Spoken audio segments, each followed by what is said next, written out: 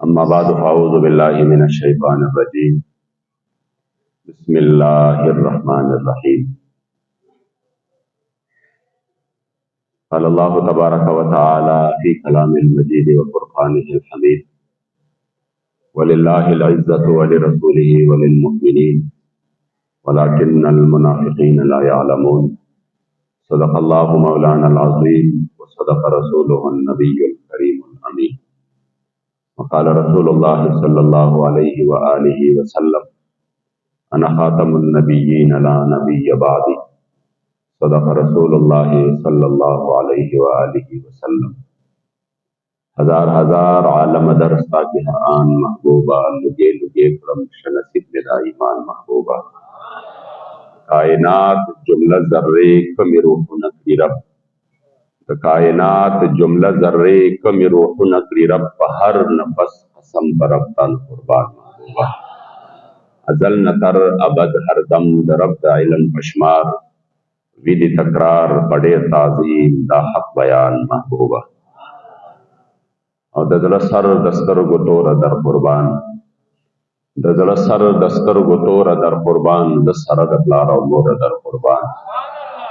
और दर साल पदारो लरे में मरस कड़ा तो गमजन जल्दी तकोर दर कुर्बान। और दा हमदास्ता खखोई मिता वसीला दा। हमदास्ता खखोई मिता वसीला दा जमानिश्ता असर नूर दर कुर्बान। और द मोहम्मद अमीन गमखोर बेलता निश्ता। द मोहम्मद अमीन गमखोर बेलता निश्ता। ए दफ़ार ज़ार गमखोर दर कुर्बान। शौक़ और मोहब्बत से रटोल दोस्तान दुरूद शरीफ बोल। अल्लाहुम्मा सल्लि अला सय्यिदिना व मौलाना मुहम्मदिन व आलिहि व इत्रतिहि बिअददि कुल्लि मालूमिन लक। सलातन व सलामन अलैका या सय्यिदी या रहमतल लिल आलमीन व अला आलिका व अस्हाबिका या सय्यिदी या खातमन नबिय्यीन। देर व कदरदानो इज्जतमंदो मशरानो कशरानो रब ला यज़ाल और रब बेनियाज लाख लाख शुक्र नदी मंगौता सईद दोनों जहान सरदार आकाए नामदार अक़बल उम्मत गमख्वार अक़बल करीम आका सल्लल्लाहु अलैहि व आलिहि वसल्लम व उम्मत के मोमिनान मुसलमानान पैदा करी अल्हम्दुलिल्लाह। कलचे अब इंसान दीन मतीन दगखले रकीदुन के और खैस्ता निज़ाम फरीक दी हुक्म निज़ाम के महबूब अलैहिस्सलातु वस्सलाम मुबारक फरमाई लैलुहा कनहारिहा। दे निज़ाम औरस व असम औरस दा अल्लाह पाक वाला स्पिन रना वर करे दा खुद दे पशपक तोरे त्यारी निश्ता बल्कि दे पशपक स्पिन रना गानी चिदा प्रकीदुन के निज़ाम फरीक दी और दागियारो द कुफर प फरसूदा निज़ाम पसीशी वगतोर निज़ाम पसीशी नबिया इलावद जिल्लतना इलावद रसवायना इलावद शर्मिंदगैना इलावद फ़क्र फ़ाक़ेना द तबल हिस्सम पगोतो बांधे नाराजी। और चिकला दे दे इंसान कला दे इस्लाम दखले और प्रकीदुन के निज़ाम था फलजान वर की नबिया इस्लाम दुमर द गैरत वाला दिन दे चिब्या दखल बचे दखल चिकुम दे खलई दगा शख्सियत ब्या दमला मक तन प्रीगदी दमला ब्या फजमक बांधे न खड़ई ब्या दल दुनिया की इज्जत वर कई खबर की इज्जत वर कई और फौरज महशर बांधे इज्जत वर कई। सहाबा किराम सर पलासों के असबाब नो वसाइल नो पलासों के वर सर चिकम दे आगे वक्त चिकम दुनियावी जाहो जलाल और नेमतु नो हगा नो खुद इस्लाम लो ताकत दागी पलास क्यों द हुजूर द इश्क व वफा ताकत दागी पलास क्यों और दागी असरा हम पदा के ताकत बांधेवा अवी द दुनिया असबाब तनदी कतल अल्लामा इकबाल फरमाई सबब कुछ और है तो जिसको खुद समझता है जवाल मंद मोमिन कभी जरी से नहीं। अगर जहां में मेरा जौहर आश्कार हुआ कलंदरी से हुआ है तवनगरी से नहीं। अगर जवां हो मेरे कौम की जसूर गयूर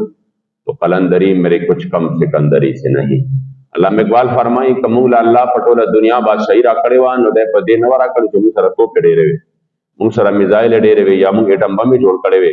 या मुंग दागे वक्त बेहतरीन असलहे जमुंग पलास के वे न असबाब दीरू या लखकर डेरे जाते वे अमुंग शरफ लखुन करोड़ों लखकर वे अल्लाह इकबाल फरमाई लखकर डेरे कम वे हमदारंग तोपे औदा वसले औदा असबाब नौ और बदर के अततुरी सरफ पलास के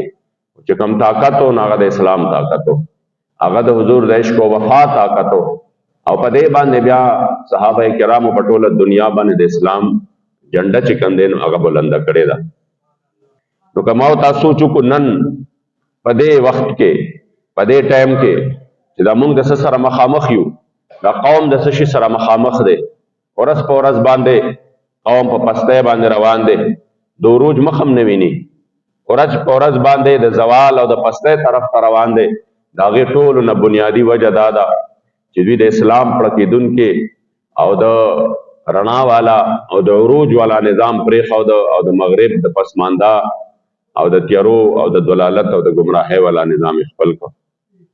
څومره چې وخت تېرېږي خلک وایي جوړې دا فلاني حکومت ښه نه دی، دی نه به مخکې چې کوم دی هغه به راشي هغه ښه وي، خو چې هغه ځي نو هغه هم په ډولکو باندې رخصت کړي چې دا ښه ده چې خلاص شو، دی نه دی بل ته هم ډولکي ووهي چې بیا دا بل ځي نو ده ته د هغه نه هم بیا ډولکي ووهي ډزې وکړي چې دا شکر دی ده نه هم خلاص شو. ځکه چې دا وخت په دې نظام کې د مسلمانانو دپاره څه قسمه فلاح شته دی نه، کامیابي شته دی نه. کامیابي خو د حضور علیه السلام مبارک په لمن کې وه، کامیابي خو د حضور علیه السلام په در کې وه او هغه در خو تا پرېښوده. کامیابي خو د اسلام په پړقېدونکي نظام کې وه او خو تا پرېښوده. تا خو وی چې نه ما سره داسې فلاسفر دي، ما سره داسې چې کوم دی نو لوی لوی ډاکټران دي او ما سره داسې لوی لوی چې کوم دی د معاشي طور باندې پیشجانې کړي دي او ساینسدانان دي او دا دي او دا دي، پته نه زه به دا دنیا په دې بله باندې پرې راواړو. منځ کې چې حقیقت راغی نو هغې دا قوم نور هم زیات تباه کړ. د بدر په جنگ کې چې کوم دی د کفارو د طرف نه د ابو معمر دی چې کوم دی شریک و، ابو معمر فهري دی شریک و، نو د ده باره کې دا مشهوره وه چې دا ډېر زیات هوښیار دی او دله الله دا یو خصوصیت ورکړی چې ده به یو شی یاد کړو بیا به ترې نه هېرېده. پوهېږئ پې چې یو څیز بیا یاد کړو نو هغه به بیا نه هېرېده. نو د ده باره کې مشهوره وه چې دا د دوو زړونو مالک دی. پوهېږئ پې د ده دوه زړونه دي، یعنې د ډېر هوښیارتوب د وجې نه به ورته خلکو وې چې د دلته هم زړه دی او دلته هم زړه دی. او د هغې وجه هم دا ده چې لکه دی ډېر زیات ذکي دی، ډېر زیات هوښیار دی او ډېر زیات ذهین دی. او به د ده نه به یې مشورې هم اخیستې او د ده نه به یې چې کوم دی ټول ځان دپاره معاملات هم سیټ کول. نو چې کله بدر کې د حضور مقابله کې راغی، یعنې د اسلام په مقابله کې راغی، د حضور په مقابله کې راغی، د حضور علیه السلام او د اسلام مقابله کې چې څوک راشي نو هغه خو د لا تشعرون په دغه کې لاړ شي، هغه خو بیا خبره ختمه شي، دا خو بیا خپل ذهن هم کار نه کوي. خلک وایي دا ډېر هوښیاران دي، خو چې د حضور مقابله کې راغی، د الله مقابله کې راغلی، هوښیارتوب هم په لاړ، هوښیارتوب خو لاړ ختم شو. هوښیارتوب خو دغه و چې دی د الله او د هغه د رسول در ته ځان سپارلی وی. نو دومره مشهور و چې د ده وی دوه زړونه دي او د دې دا سوچ او د ده دا تدبر او دا حکمت دا هر څه چې دي دا د ده د دې دوه زړونو وجه ده. خو چې کله بدر کې د حضور مقابله کې راغی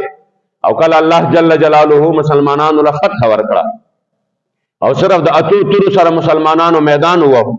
او تر قیامته پورې ټول مسلمانانو ته واضح کړه چې اسلام چرم په اسبابو باندې نه دی ولاړ، اسلام په خپل طاقت باندې ولاړ دی. دا خبرې مخکې زمونږ سوچ کې نه راتلې.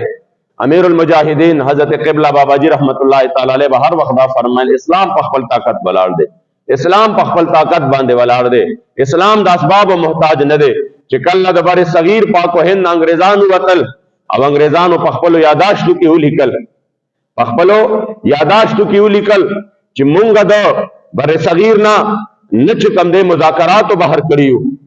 نه د بر صغیر پاک و هند نه مونږ د عدم تشدد فلسفې بهر کړیو، نه مونږ ریفرنډم بهر کړیو، مونږ بهر کړیو هغه د حضرت مجاهد اعظم فضل واحد بابا جی صاحب د جهاد جذبې بهر کړیو، د هغه په لاس کې ټوپک بهر کړیو، د هغه د هغې محدود او ډېر لږ ټولګي چې د اسلام په طاقت باندې ولاړو. نو دا تاریخ ما نه دی لیکلی، دا تاریخ خو مونږه د پاکستان د سپیشل برانچ او د ارکایز د بنډلو نه راوښتلی دی او دا خو هغې دا خبرې کړي دي چې باباجي صاحب سره به د دوو دریو د شیخ په جامه کې یعنې د شیخۍ په جامه کې چې دا مریدان دي دا به ورسره یو ځای ګرځېدل او دوی به یو سکند چې کوم دی هلته محفوظ کو. هغې لیکلي دي چې په یوه ورځ کې د عاشق صادق او بیا د مشر باباجي صاحب د اورنګزو باباجي صاحب چې کوم دی بچې مشر باچا ګل صاحب د دې په مشرۍ کې په یوه ورځ باندې 900 انګریزان مردار شوي دي او روب الله دومره ورکړی و په تیرا کې چې کله باباجي نوم باندې جلسه وکړه ړومبنۍ جلسه په تیرا کې یو خبر ورته راغی چې په قصهخانه کې انګریزانو مسلمانانو باندې فایرنګ کړی دی. دا د قصهخانه واقعه دومره مشهوره ده، شهداو یادګارونه به تاسو قصهخانه کې لیدلي. سټریټ فایرنګ کړی انګریزانو، ډېر مسلمانان شهیدان کړي، هغه ټول نمونه هلته دي. باباجي مبارک خبر شو وي ښه د مسلمانانو وینه دومره چې کوم دی سسته ده، دومره ارزانه ده چې انګریزان به تویي د هغې به تپوس نه کېږي. تیرا ته لاړ او د هلته نه مجاهدینو لښکر د 120 کسانو تیار کړ او هلته کې یو جلسه وکړه او په هغه جلسه کې د اشعارو به بیرغ د کلمې مسلمانان پورته کوي، وطن د مسلمان د انګریزان پورته کوي او محمد امین پاسا د لښکر مخکې روان شه دا ستا ښکلې جذبه به دا ځوانان پورته کوي. د هغې یوې جلسې دومره اثر راغی چې انګریزانو ته صرف پته ولګېده چې عاشق صادق جلسه کړې ده او صرف د 120 کسانو لښکر دا د تیرا نه را روان شوی دی. د 120 کسانو لښکر د تیرا نه را روان شوی دی. والد صاحب محترم وایي چې ما ته به خپل تره هغې به راته چې کوم دی دا خبره کوله، وایي چې زه په خپل کور کې هم سلیمان خیلو کې او دې کې دروازه وډبېده د شپې، وایي چې ما څنګه دروازه کولاو کړه، وایي چې ومې کته باباجي مبارک د خمتا جامې اچولې دي، خمتا کپړې اچولې دي او بیا چې کوم دی ملابند دی د هغه ټوپک چې کوم ټوپک په هغه وخت کې ملابند دی اچولی دی او لاس کې ورسره ټوپک دی او ورسره سیده په سیده باندې یعنی ورپسې شاته شاته داسې د 120 کسانو لښکر داسې په قطار کې ولاړ دی او چې څنګه ما ور کولاو کړ وایي ما ته ویې چې هله مجاهدینو له د روټۍ غم کوه. تا به کلي ته ووایي چې مجاهدینو له د روټۍ غم کوي، یا به بیا په ژړا شو. دې نه مخکې به هغه خبره نه شوه کولی چې باباجي مبارک څنګه ښکارېده، څنګه لګېده په دې ملابند کې او په دې ټوپک او په دې خمتا په کپړو کې او بیا چې کوم دی د جهاد دپاره روانو. هسې خو به یې نه فرمایل چې تسبیح په لاس کې په جومات کې کېناستل هم خوند کوي. دا هغه پیرانو چې دوی به د قربانۍ وخت راغی نو ځان به په خلوت باندې چې کوم دی بیا د قربانۍ نه پټاو، بلکې فرمایل به تسبیح په لاس کې په جومات کې کېناستل هم خوند کوي، خو توره په لاس کې په میدان کې ودرېدل هم خوند کوي. صرف یو جلسه وشوه خو د یوې جلسې اثر په انګریزانو باندې دا راغی چې ډایرک انګریزانو د خپلو چونیانو نه چې څومره چونی وې د هغې ټولو چونیانو نه خپل بچي او خپل ښځو ته یې وې ځئ انګلستان ته واپس انګلینډ ته ځئ. مسلمانانو ډېرې عجیبه ارادې کړي دي، دې ته عزتمند ایماني غیرت وایي. هلته هغې قرآن چې کوم دی وسیزي او دلته ستا په مذمت باندې هغې د پاسه په بله ورځ بیا مقه واقعه وکړي، خو هغې ته پته ده چې دا بې غیرته دي، دا بیمانه دي، دا بې غیرته دي. د دې حکمرانانو کې اسلامي امنیت او غیرت ختم دی، د دې په عوامو کې ختم شوی دی. دوی به څه وکړي؟ صرف مذمت به وکړي، نو په مذمت باندې زموږ څه خو چې کله صرف هلته کې یو جلسه وشوه د یوې جلسې اثر دا راغی چې د ټولو ځایونو نه انګریزانو خپلې ښځې او خپل بچي چې کوم دی شروع کړل چې تاسو ځای لښکر ډېر خطرناک را روان دی، څومره د لکونو لښکرو د کروڑونو لښکرو نه صرف د 120 مجاهدینو لښکرو. خو د هغې سرخیل او د هغې سپه سالار د حاجي محمد امین غوندې رحمت الله تعالی علیه غوندې هغه سرتیری مجاهدو چې چا هغه جعفر خان حاجي صاحب وایي چې څنګه زخمي شو، ما زه ورسره په هغه محاذ کې وم د کشمیر په محاذ کې چې زخمي شو په مری باندې ولګېده په ګرنیټ باندې. ویا زمونږ د باباجي مبارک چې کوم دی د والد صاحب ماما او اجل خان صاحب وی هغه رامنډه کړې هغه راپوږه کړ وی هغه راپوږه کړ او باباجي مبارک نه وینې روانې وې او را روان شو پیاده را روان شو. امدا چغې والے چې ګورې محاذ پرې نه دی، محاذ پرې نه دی، محاذ کې مجاهدین دلته کې اوسئ. او چې کله هم د ابټاباد جیل ته اسپتال ته راوړو نو هلته کې سترګې پټې وې، وینه ډېره زیاته تلې وه، سترګې پټې وې خو ټوپک ورسره ټوپک یې د ځان نه خوا کو. چې ډاکټر راغی علاج یې ورله کو، ډاکټر چې راغی پټۍ ورله لګوله نو هغه داسې چې د ټوپک ته وکتل نو هغه کسانو ته یې ویل چې دا ټوپک ته لرې کړئ. وایي چې څنګه هغې ټوپک ته لاس کړی باباجي مبارک سترګې پټې وې په اسپتال کې په کټ کې پروت و چې هغې ټوپک ته لاس کړی باباجي غلی داسې ټوپک باندې لاس کېښوده وایي سترګې یې کولاو کړ چې دا ټوپک په ما نه خوا کوئ. چې کله انګریزانو داسې هستۍ کتلې نو بیا صرف د 120 مجاهدینو لښکر تیار شو، انګریزان د ملک نه په وتو باندې شروع شو. دا وطن عزتمندو مجاهدینو آزاد کړی دی، دا د عدم تشدد فلسفو نه دی آزاد کړی، دا مذاکراتو نه دی آزاد کړی. هغه ورځ یو بدبخت ظالم چې کوم دی د باچا خان په برسۍ کې لګیا دی ورسره دا ټول هم ناستې دي او هغه لګیا دی. هغه وایي چې د صوبه خیبر پښتونخوا د صوبې سرحد خوش قسمتي دا وه چې دې له الله باچا خان ورکړی دی او د پنجاب بدقسمتي دا ده، د پنجاب بدقسمتي چې پنجاب له الله پاک خادم حسین رضوي صاحب ورکړی دی. مې افسوس دا دی ستا په دغې بدبوداره خوله باندې لعنت شه چې په کومه خوله باندې تا د دغې هستۍ بې ادبي او ګستاخي وکړه او د کروڑونو خلکو زړونو چې کوم دی هغې دلزاري دې وکړه. افسوس دا دی چې خیبر پښتونخوا له چې الله کریم جل جلاله کومې هستۍ ورکړې وې چې د چا د خاطر انګریزانو ځکه نه تاسو خو کتابونه لیکلي دي ما لفظ په لفظ باندې کتلې دی. د ولی خان کتاب دی رښتیا دی ما کتلې دی لفظ په لفظ باندې مې کتلې دی او په هغې کې چې چا د انګریزانو چې کوم دی څه کړي دي د انګریزانو غلامۍ کړي دي د هغې نه پیسې اخیستې دي هغه یو انګریزانو هلته کې بیا څه کړی دی هغه نه بیا چې کوم دی پرده پورته کړې ده او یو یې لیکلی دی چې د چا نه انګریزانو په دې وطن کې کار اخیستی دی. ځکه ناشک صادق حاجي محمد امین رحمه الله خلاف هم پکې سره وباسه پکې د حاجي صاحب د تورنګزو خلاف هم پکې سره وباسه. ما لفظ په لفظ باندې د دې دپاره وکته چې چرته چې کوم دی کم از کم چې دا چا دلته د انګریز غلامۍ کړي دي او دا چا د انګریز خلاف چې کوم دی جدوجهد کړی دی خدا شکانو وی الحمدلله د ټولو نه لویه نظریه دا وه چې موږ داسې نشو کولی چې د انګریز د غلامۍ نه ځان آزاد کړو د هندو په غلامۍ کې بیا وردن نه کړو.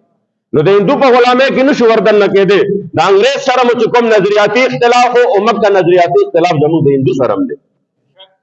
پوهېږئ پې نو موږ د انګریز نه خو د آزاد شو د ګاندي غلامان دي شو داسې نشي کېدی. ځکه به ورته باباجي مبارک فرمایل دا خبرې موږ نه کولې مجبوره یم دوی دې خبرو ته.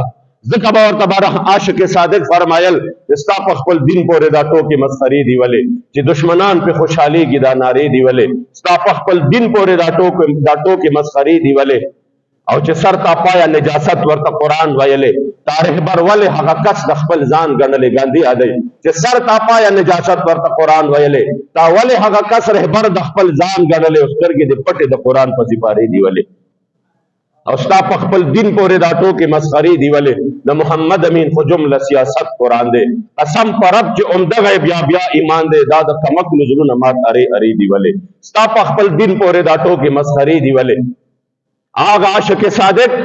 باباجي مبارک مو ته خپل والد صاحب وایي چې مشرانو نه مې اورېدلي دي چې باباجي مبارک به فرمایل چې کاش چې ما له الله لس مخلصین راکړې نو ما به په دې وطن کې د اسلام قانون نافذ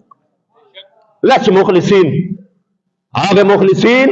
په دې خیبر پښتونخوا چې الله رڼا راوستې ده دا د عدم تشدد فلسفو نه ده راوستې دا د جذب جهاد راوستې ده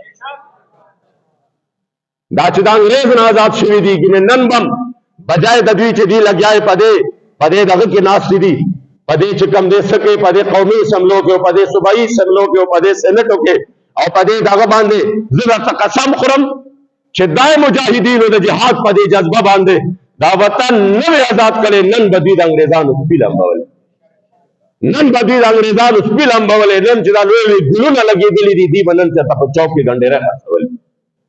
دا چې دومره چې کوم دی نن مزې کوي د هغې وجه دا ده چې دې مجاهدینو چې کوم دی انګریز د دې ځای نه تښتولی دی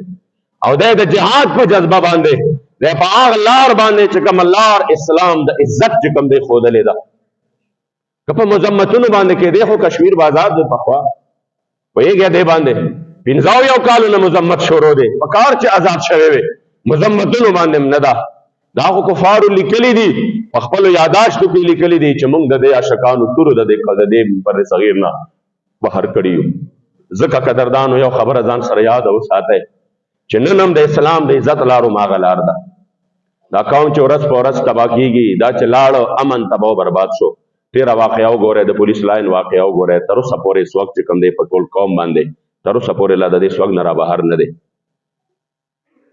او په څنګه چې بدترز باندې دماکه شوې ده دام انسان حیران شي او بیا چې کوم دی هر یو سړی چې کوم دی هغه څه دی هغه د عدم تحفظ شکار دی هر سړی چې دی هغه په یو 10 کیلو پتروړې پسې روزانه چې کوم دی په قطار کې ولاړي او روزانه دا جګړې دي زما کلی له 10 لاله د 15 لاړې دا ولې عزتمندو دا ځکه چې مونږ د اسلام پړقېدونکي نظام پرېښود او د کفر د ضلالت او د ګمراهۍ په تورو تیارو کې ځان وردن نو دې کې خو علاوه د دې نه چې صرف رسوایي ده صرف شرمندګي ده صرف چې کوم دی څه دي ذلت دی د دې نه علاوه خو په دې نظام کې بل څه نشته ځکه قدردانو د مسلمانانو دپاره بله لار نشته که دی غواړي دا چې زما وطن کې امن راشي که دی غواړي دا چې زما د وطن باسیان چې کوم دی دا خوشحاله وي او کدی غواړي دا چې زما دا وطن په ټوله دنیا باندې سرداري وکړي کدی غواړي دا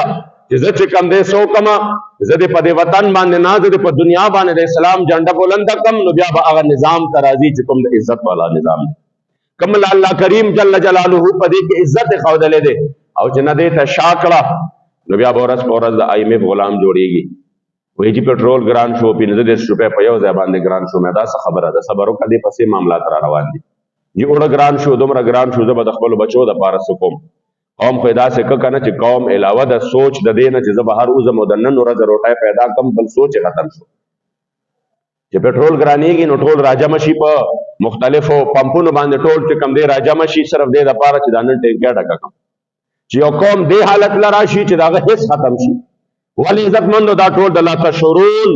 په هغې لویه کنده کې ورپرېوتل چې دوی د اسلام سوداګانې وکړې، دوی د حضور د عزت او د وفا سوداګانې وکړې. نو دغه ابو معمر چې دومره ځان له چې کم دی وی چې دا د 2 زړونو مالک دی، خو د اسلام خلاف راغې او کله فرښتې چې کم دی هغه راغلې او دا کفار یې په مخه کړل، نو دی را روانو په منډه باندې منډې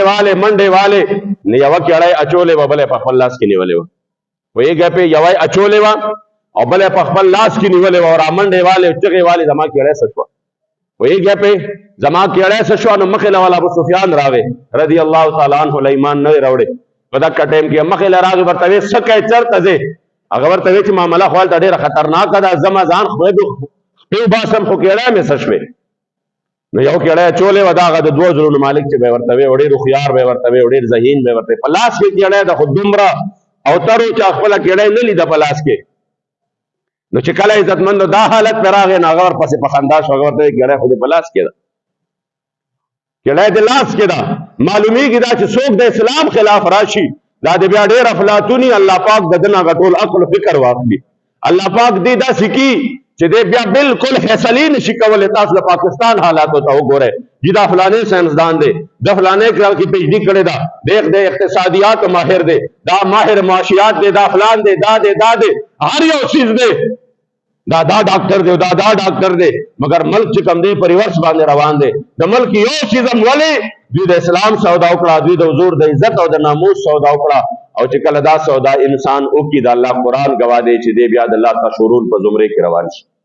او چې کله هغې کې روان شي، بیا نه د دماغ کار کوي، نه د فهم کار کوي، نه د فیصلې صحیح وي، فیصلې به هم صحیح وي. یقین وکړئ زمونږ د کلي د بچي نه به هم، د ماشوم نه به هم الله هغه کار واخلي چې د لوی سیاستدانانو د کفارو نه به هغه کار نه اخیستل کېږي. د هغې دپاره ضرورت د دې خبرې دی چې دوی د اسلام طرف ته راشي. الله کریم جل جلاله دی زمونږ او ستاسو د دغې نظام سره مینه پیدا کړي او رب العزال دی زمونږ په سینو کې د خپل محبوب علیه السلام او د هغه دین سره مینه محبت نصیب کړي. امین. الحمدلله رب العالمین والعاقبة للمتقین والصلاة والسلام علی خیر خلقه سیدنا محمد و آله و اصحابه اجمعین. یا الله کریم جل جلاله د حاضر مجمع دوستان ټول په حاضري په خپل دربار کې قبول او منظور کړي. ټولو له خدای د دارینو خیر او خوشحالۍ ورکړي. د غمونو مصیبتونو فکرونو ټول په خپل اقدامات کې وساتي. کومه واقعه د پېښور پولیس لاین چې شوې ده، دعا وکړئ چې څوک پکې شهیدان شوي دي، الله کریم درجات بلند کړي. الله کریم چې کوم زخمیان دي، خدای ته ټولو له صحت کامله، شفای کامله عاجله ور نصیب کړه. څومره چې د هغې دا پسماندګان دي چې ډېر لوی تکلیف ورته رسېدلی دی، ډېر لوی په غم کې، تاسو یقین وکړئ دا ډېر لوی غم دی. بعضې داسې دي چې د خپل کورونو واحد کفیلان دي، بیا په دې سختۍ کې په دې حالاتو کې تاسو ته پته ده ډېر لوی مشکل ترین حالات دي چې هغه الفاظو کې انسان نشي بیانولی. خدای ته په زړونو باندې د صبر پټی کېښودی او خدای ته د ظلم او د بربریت دا تورې تیارې نورې ختمې کړي. خدای د دې ملک په حالاتو رحم وکړي. خدای پاکه چې دا منصوبې څوک جوړوي دې مسلمانانو ته او د دې وطنونو ته، او یا الله کریم منصوبه ساز د هغې شاته سوچونه او فکرونه ټول خدای په خپل قهر او غضب تباه برباد کړي. یا الله کریم جل جلاله زمونږ نه د دین متین کار واخلي او په دې وطن خدای د اسلام قانون نافذ کړي. او دا بے غیرته، بے حصه، بے ضمیره حکمرانان، اکه سابقه حکومت دی او که موجوده PDM دی، چې چا لوبې وکړې په دې خلکو باندې او د دې د مال او د عزت او د ابرو سره لوبې وکړې، په خپل منځ کې سره اختلاف شته، خو د اسلام د خلاف او د کفر خلاف ټول یو دي. خدای ټول په خپل قهر تباه کړي. او یا الله دا وطن دې آزاد کړي. خدای د اسلام په غمجن او د غریبو په درد باندې دردمند خلک خدای دې وطن له ورکړي. تحریک لبیک ته د خپل جانان د دین دپاره د دې غریبو خلکو د دې چې کوم دی د فلاح او بهبود دپاره او د اسلامي نظام دپاره خدای په هر میدان باندې کامیابی نصیب کړي. قبله باباجي رحمت الله تعالی علیه امیر المجاهدین او دا مجاهد اعظم فضل واحد باباجي صاحب دا کوم میشن چې موږ ته پرې خو دې خدای په دغه میشن باندې استقامت راکړي د ژوند د اخیری ساه پورې خدای زموږ په دغه میشن باندې الله استقامت نصیب کړي یا الله کریم حاجی آباد شریف خدای د دین مرکز وګرځي دا په کوهاټ کې چې کوم ډیم کې تاندا ډیم کې د ماشومان بچی چې کوم دی د مدرسې 50 ماشومان په کشته کې ناستو او کشته د اوبو په مینځ کې چې کوم دی هغه کلټي شوی دا دوبه شوی دا دعا وکړه چې الله کریم جل جلاله دغه ماشومان او بچو والدینو ته صبر ورکي الله کریم جل جلاله ورته استقامت ورکي او دا کم لوی سانحه چې پر راغله دا رب لا یزال د دې د زغملو توفیق ورکي او دغه ول الله د اخرت تو خاص سبب او ذریعہ وګرځي یو ځل بیا د زړه د کومې نه دا دعا وکړه خدای د دې وطن په حال خپل خاص رحم و کرم وکړي یا الله غریب چې کم دین دا پوړو پس په قطارونو کې ذلیل او رسوا شو په بجلو پس ذلیل شو خپل نظریه خرڅي خپل فکرونه خرڅي خدای دا ظالمان جابران دا سابقه حکومت او دا موجوده پی ډی ایم خدای د خپل قهر په سپېړه واله کې او یا الله د دې بے غیرتو نه د دې بے حس نه د دې بے ضمیر حکمرانانو نه نور مونږ وساتي خدای د په د اسلام مخ ته چې بندونه نیولې دي زه خو د ځلنه دا دعا کوم دا جنرال دعا کوم په دې وطن کې د پاټې بازانه هټ کر کومه که په دې وطن کې چام خدای د اسلام مخ ته بندونه نیولې دي اکه زې مو قبل دي او د نظام مخ ته بندونه نیولې دي اکه زما پارټي دا او کدبل پارټي دا د خدای ته د خپل قهر په سپېړه واله کې او خدای چې څوک د نظام د لپاره کوشش کوي په حقیقت کې کوي اکه زمونږ د قبل دا خدای ته د خیر او برکت مخې کولاو کې او یا الله په دې وطن خپل خاص رحم و کرم وکړي خدای زمونږ د مال عزت ابرو جان حفاظت وکړي دا کوم حالت چې روان دي نو دا خو دې روان دي چې سبب په ښکارا روډونو باندې خلک په ښکارا باندې شو کې شروع کی چې دا څنګه معاملات روان دي اسیم شروع شوي دي او مونږ دا څنګه ځانونه ناغره دکړي مونږ الله لوی طاقت راکړي خو مونږ دغه طاقت او پیجند دا خلک خو مونږ مسکړي دي کوم سره احتساب شروع کا یقینو کا دا هر څه بټیک شي خدای دې عوامو کې اسلامی غیرت پیدا کړي اسلامی ننګ پیدا کړي اسلامی حیا پیدا کړي خپل محبوب علی السلام د دین د پاره ورته خدای پاک په هر میدان باندې راوتل نصیب کړي یقینو کا سفید پوش خلک مونږ خو وینو کنه مونږ وینو دومره پریشان دي دومره پریشان چې هغه څوک نه سوال بولی شي نه ضمیر ولا اجازت ورکړي نه پیسې شته د قوم کې نه کاروبارونه هر یو چیز تباہ ده خدای په خپل د دې په حال باندې خپل رحم و کرم وکړي او یا الله چا چې دا وطن دې زه تر ورسو خدای دغه سوچ او دغه فکر او دغه منصوبه ساز په خپل قهر او غضب تباہ کړي چام چې الله کریم جل جلاله هغه کدا ښکار دي او کدا د ښکار او شاته کم خلق دي او د سره مخ ته ودرول دي خدای هغه ټول ظالمان په خپل قهر او غضب باندې والي کړي او الحمدلله چې باباجي کومه آغا دعای ضرر کړي و چې خدای یو ذلیل کا زوینه ما یو الله ذلیل کوي بیګامه چې کم دی د وزیر داخله د شیخ رشید خبره اورېده اول خورا پریوته دی چې چا به چې جیل زما سفرال له را پریوته دی اول او بیا چې کم دی ښکارا د میډیا په وړاندې فلانې سپې او فلانې کتا او فلانې کتا او هغه بل ویلي دي چې پټول قوم باندې فواد چې گرفتار کوي په سره 2 ورځې په تیر کړي په پټول قوم باندې بغاوت فرض دی ما به اوس درته پته ولګېده تا چې کله په مونږ باندې شپږ میاشتې دننه تیرولې او کله تا په هغې معذور شخصیت باندې په دننه جیل کې ظلمونه کول او کله تا زمونږ چې کم دی سپینګیري په جیل کې دننه د تشدد د وجې نه هغې نه ساګانې وتلې او زمونږ 50,000 علما او صلحا تا هسې به یې صغیر کړي نو په هغه وخت کې به دې برید تاول زه یې کله ادم کومه او زه یې داسې کوم باباجي مبارک به وایي صدا بادشاهي دا غرب ده صدا بادشاهي دا غرب ده تا 2 ورځې تیرې کړې 2 ورځې پس فوادم جړلې دي وی یاره د بچو نه بهر ډېره ګرانه زندګي ده مونږ خو الحمدلله نه جیلونو کې جړلې دي نه جیلونو کې پریشانه شوي یو مونږ خو هلته هم خوشحاله مونږ وایي چې مونږ په 400 بورډر کې خو نه یو راغلی مونږ په خپل نبي باندې غیرت کړی دی نو راغلی خو معلومیږي دا چې د ذات دپاره لاړ شي نو هغه بیا چې کم دی په هغه وخت باندې هغه ته احساس کېږي نو دا خو د الله کریم جل جلاله په 13 اختر کې د غټ اختر کې په ما باندې دلته چاپو والا 50-40 ګاډي راغلل د شیخ رشید په وینا باندې راغلو چې دته به ما خپله هغه معاهده یادوله بار ما ورته تارا سره معاهده کړې ده چونکې معاهده ما سره شوې وه زه مشر وم په هغې کې او دا معاهده به خپلی نو ده په کابینه کې وی شفیق امیني ماله د قتل دمکۍ راکوي نو هغې وی ګیرې کې د اختر په ورځ باندې که تاسو ته یاد شي د اختر په ورځ باندې چاپو لګېده مونږ خو ګیر شو ورځې م تېرې کړې میاشتې مو تېرې کړې الحمدلله